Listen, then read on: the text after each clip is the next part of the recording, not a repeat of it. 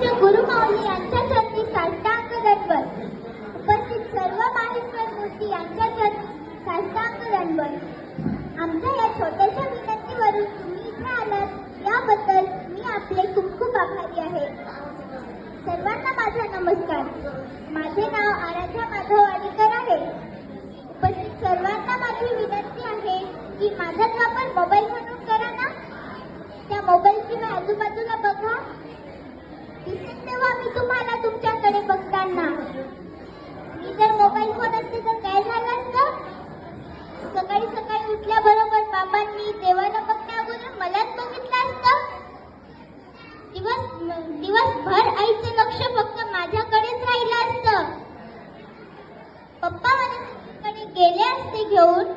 खिशात बसून मी त्यांच्या आले असते जग पाहून. मम्मी माझ्याकडे बघून खुदू खुदू हसली असती. सतत मला गालाला लावून गप्पा मारत बसली असती. नको मला मोठा केक, नको नवी खेळ, गिफ्ट म्हणून द्याल का मला तुमचा